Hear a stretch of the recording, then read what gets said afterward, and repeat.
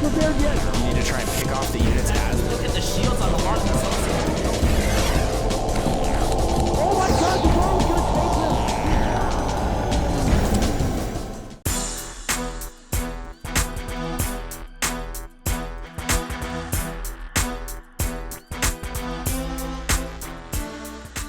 Ladies and gentlemen, welcome to the Shakuras Plateau, the preferred holiday destination for any Terran versus Terran couple.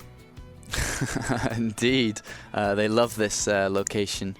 And Drewbie loves it probably more, I think, because this kind of map, there's so many drop locations and so on. He's so famous for doing that he can really harass Tarson a lot. And will he be able to do it in the second game? Will he be able to go 2-0? And I think going 2-0 will give him such confidence going into the rest of the tournament. Yeah, Tarson is a tough opponent. He's not all that well known in some places, but this is an interesting version of this map, actually. We've actually got the back rocks on this one. Oh, really? Oh, okay. Yeah. So we're playing on this version. There's so many different versions of this map. There's like 8 different versions of every map. So this is one with the rocks, though. And he will be able to have an easy expansion behind those rocks, a kind of a defensive expansion. And if you are going to be an aggressive player, you always want to be defending to a safer location. Yeah, it's an easy thing to do, and it allows you to pile on the pressure on your opponent. And there's all sorts of possibilities right here with drops and, of course, harassment through the back. That back door extremely vulnerable. As you said before, some maps don't have that, and I think the prevailing map at the moment does not have those back rocks. Obviously, this IGN version, which is a special cloaked version, that actually does. So these guys will, of course, have known that before they started, so this will have come as no surprise at all. And I'm looking forward to seeing exactly how they manage to adapt to that. It's always interesting to sometimes see variety in the maps, because you do see changes in strategy based around that. Yeah, indeed. And it looks like we are going to see Tarson go for a very early refinery, pretty much standard, just like the previous game. And we are seeing Drewbie repeating his first game too in this series, going for no refineries at all. And I think that the follow-up from Drewbie in the second game, the kind of mental game he'd be playing, is just probably go ahead and expand rather safely from here and go for a 1-rack CC rather than 1 racks into like 3 extra ones. Yeah, that would make sense, honestly. I think we're probably in for a longer game on this one, and Tarson will, of course, I would imagine, play significantly more defensively than he managed to do last time, and obviously try and take map control, more to the point. Smart move right there by Tarson with the placement of the supply depot, giving him a little bit of warning for the back rocks. That reminds me of some wonderful Bronze League matches on Blistering Sands. Back in the day. Oh, yes. And oops, the SCV of Tarson goes straight in, and Drewbie mismicroing a little bit. Could have killed off that SCV. And Tarson does come in, sees no refineries once again. And it looks like he can even see the SCV being pulled down to make the command center, so he's going to have full control about this. Useful information, certainly, for Tarson to actually have right there. The factory being placed in the corner, nice and out of the way, make it a little bit harder to scout. Drewbie, as it happens, is following up on what Tarson did last game, which is not to scout at all. He doesn't really care for the time being. He feels secure. I don't really blame him. If he's confident in what his opponent is actually going for, then he doesn't need to scout that early. Yeah, indeed. And he's going to build a bunker anyway, though, Tarson, just in case. This still could have been a fake out if he hadn't built the command center and built a few Marines, a few more barracks into Marines. And it looks like Drewbie is going to follow up with double barrack. Actually going to go 4 barracks once again after the command center, though, this time. So we'll have to see how this will proceed from here. Still taking no gas. It's interesting that he's going to try the same trick twice. And, of course, Tarson is way more prepared for it this time. Yeah, indeed. And Tarson has got double refineries once again. It looks like he's pretty much going for the same build once again for that Banshee. And I'm wondering if he'll go for the Raven, because you usually get the Raven and anticipation for some kind of Banshee play from the other guy. But I doubt that's going to be the case this time, as he knows what Drewbie's up to and how Drewbie plays. That would be very unusual to see Drewbie go for that early Banshee aggression. It really is not his style at all. So the choice of the Raven would be a little odd, I've got to say. We'll see what happens, though. It's obviously going to be a Banshee opening here. And if he builds a Raven, we're going to look very, very silly. But there you go. There's the Banshee. And I have to wonder if he'll decide to take the cloak this time. Yeah, we'll have to see what he does, where he was gas spent. He's up to 200 gas. There we go. Takes the cloak, and this could be interesting. Now, Drewbie is not all that well prepared for Banshee with cloak at all. Obviously, he has the 2 orbital commands, which will help an awful lot, but he has no sign of an engineering bay.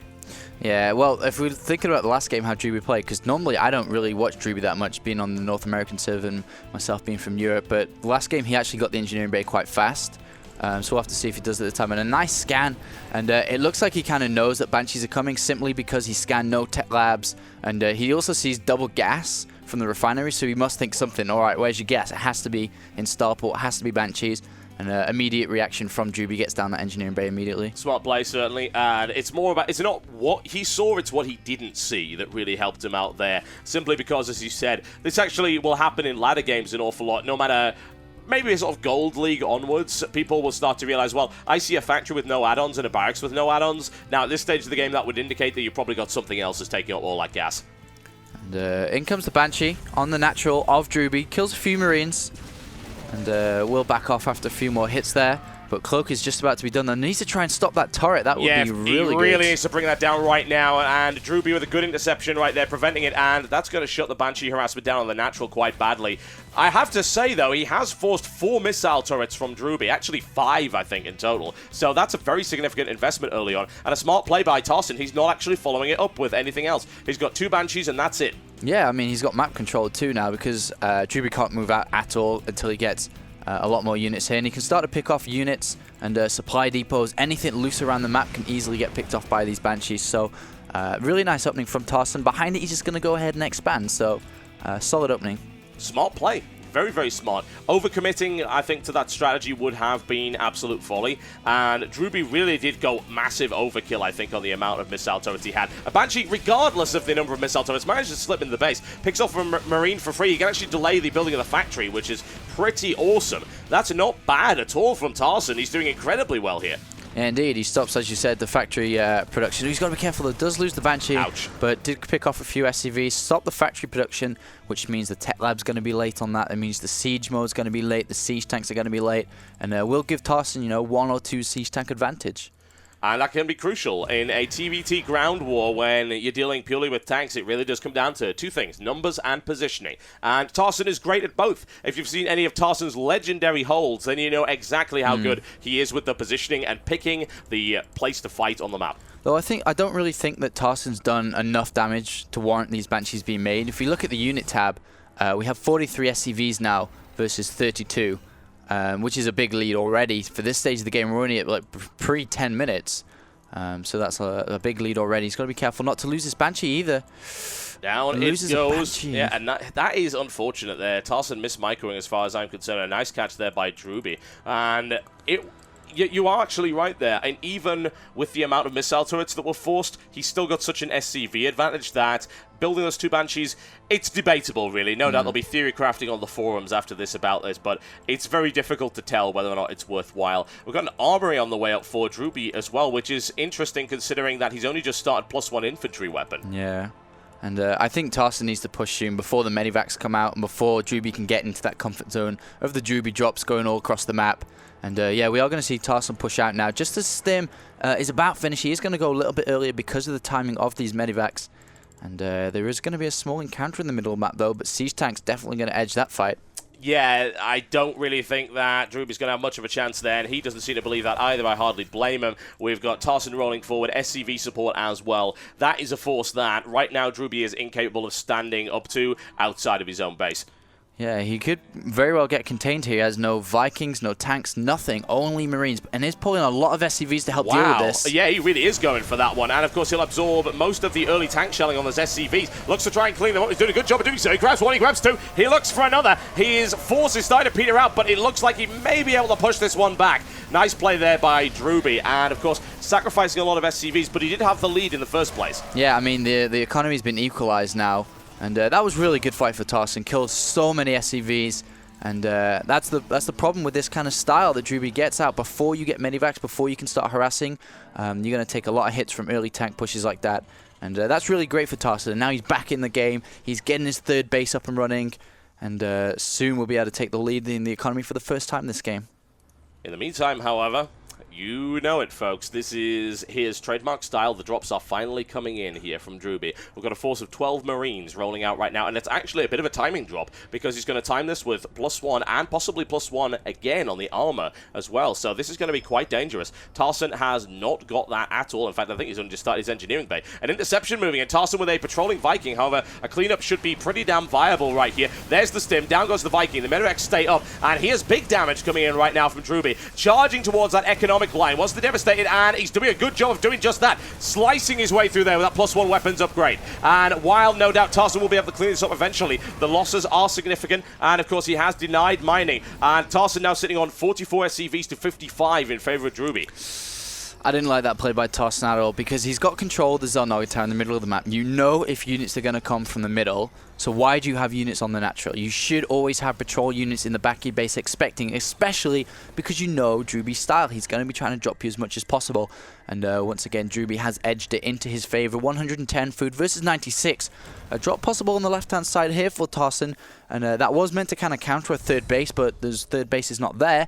It is in the east location from the main base of Drewbie. Yep, Drewbie actually gets one of his full medevacs shot down, which certainly is not what he was looking for at all. But for the moment, he is fairly safe. He doesn't really have to concern himself with anything that's going on. And securing that third right there without too much of a problem. And also Drewbie with a large force of Marines in the middle. And these are heavily upgraded already. He's already well on his way for level 2 infantry weapon. He's got level 2 armor coming in as well. Obviously great to get these upgrades in a Marine tank fight for obvious reasons. Even if you can get +1 upgrade on your armor for infantry versus your opponent's Marines, you gain such an advantage. Yeah, and Tarson's upgrades are really bad. 0-0 on the Marines and 0-0 on the tanks too. He's really falling behind in that. +1 weapons for infantry is about to finish, but then Drewbie's +2 is about to finish as well, so it kind of nullifies that.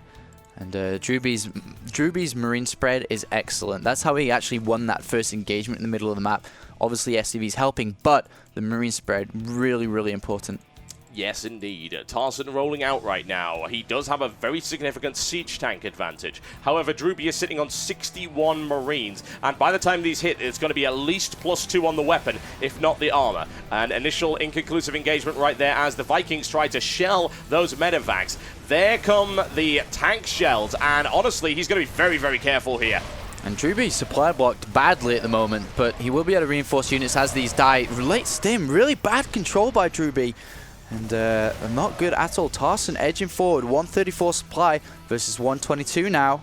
Drewbie's going to be very, very patient here. He needs to look for the right kind of time to go in. He did throw away a good number of Marines, at least 15 in that initial engagement. Tarson didn't lose too much at all. This is an intriguing idea. If he's able to break through this, he might be able to flank his opponent. However, there's the scan, and he sees what's going on. There's the drop in the bottom of the base right there, as you can see, from Tarson. However, we've got the initial engagement, as Drewbie's actually forced backwards in order to deal with this damaging drop. And Tarson's taking the SCV lead now, especially after these drops. But a Marine is going to deny that third base going down for Tarson there. Drewbie with a great position. But Tarson is slowly edging forward to this base. And it's going to force off a liftoff from Drewbie. And he's going to have to retreat with this command center and try and place it in the left-hand side location.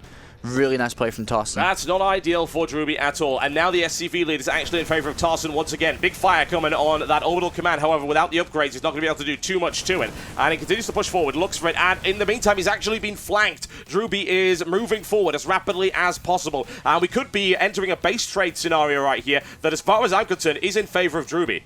Indeed, 2-2 Marines are going to cut down 2 tanks very easily. SCVs have been pulled off here to deal with this. And a large engagement by both players. Yep, this is messy. We're going to have to try and cover both as we go. And Drewbie needs to bring down those tanks immediately. If he can cut through them, then that could force a good game right there. There he goes. He's through the tanks, and most of the Marines continue to be alive. Tarson is actually retreating right now, which is probably not what he wanted to do. And if he tries to go across the entire map right here, Drewbie is going to slice him in half. His tech is going to be devastated, which is exactly what's happening. Production facilities falling rapidly as Tarson, with indecision, he's actually split his force in 2 right now. And 4 siege tanks on the high ground for Drewbie. There is no way that Tarson can break through. And looks like Drewbie with an excellent counterattack turns this game around. Yeah, there's not an awful lot that Tarson can really do here. That indecision has really cost him. That lack of mobility has really cost him. And Drewbie's Marine Force with 2-2 upgrades slices its way through the production facilities of Tarson as the units start to stream back. But by the time they get there, it's not going to matter. SCVs, tanks, Drewbie is throwing it all in right now, and I hardly blame him. He has the advantage. He can clean this up very, very nicely, and I would be very surprised if Tarson can hold this. I mean, Tarson's got to do something incredible to hold this. He is pulling on units back. It looks like he will clean out his main base, but to what end? Total Biscuit, he's lost all his production. He's now at 70 supply versus 100 supply, and not looking good. The upgrades now 1-1 for Tarson, though these 2-2 Marines, as you said, a lot of damage. No question. Tarson with a very small drop up until the 4th base of Drewbie, but it's very easily cleaned up. He's not too worried about that one at all. He's got a very defensive siege tank line right here that is covering his 3rd base and his natural expansion. That's going to be difficult to get around unless, of course, you happen to be Drewbie with your drops. And Drewbie's money's been so high all game, actually. I've been looking at it. It's been around 1,000 all game. Getting supply blocked a lot, and I'm not sure if that's nerves or if he's not been playing too much recently. But it's really cutting into it. He's definitely going to have to shape up as the tournament progresses. But now we do have a drop from Tarson. And he will be coming down to this expansion. Be able to get a lot of SCV kills here. Oh yeah, he's looking to get back into the fight, and he's going to have to work pretty hard to make that happen, because Tarson's currently on 11 SCVs, which I would class as suboptimal. I think it's definitely suboptimal. I would class that as understatement of the century. Yeah. But that said, he absolutely gutted Drewbie's SCV count right there. Now, he even is going to take the CC out as well, but Drewbie charging in, of course, with those upgrade advantages. There's no way that Tarson could hold against that one, and he's gunned down with ruthless vengeance. So now we have basically only 8 siege tanks left for Tarson now, it looks like. And these Marines are going to be the big difference, though, because they will be able to tank and soak up a lot of the tank fire while Drewbie's tanks get into position. And it looks like Drewbie is going to go for the kill soon. It has the Viking lead too, so he's going to have the spotting vision as well. And not looking too good for Tarson now. And in comes Drewbie for the final kill. Yeah, Tarson's complete lack of air superiority is going to hurt him so badly here. I cannot overestimate and indeed overstate just how ridiculous this is going to be. It is absolutely absurd. The Viking range is going to matter an awful lot. He's going to force a lot of scans from Tarson in order to try and return fire, which is not going to work out all that well. He charges in, he takes the initial volley on that first tank. He's got good spread right here. If he's able to break this tank line, that is going to be it. There's no question. There's the charge. He loses a lot of Marines, but it's okay. He can handle that. In the meantime, a drop is coming for Tarson, but honestly, I don't know what he expects to do, because he's going to end up losing this base right here. That's going to be an easy cleanup, and Tarson is going to be forced to do nothing but mine from his natural, which is not looking great at the best of times.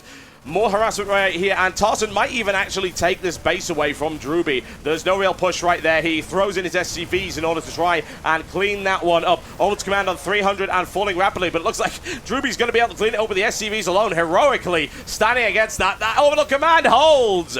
Nicely done there by Drewbie, and here comes what could be the final charge once again. Tarson trying to hold this line with 3 siege tanks, but with so much firepower, so much mobile firepower available, those tanks will not hold against that kind of shelling. Drewbie pushing his way in. GG! That's it. There we go, folks.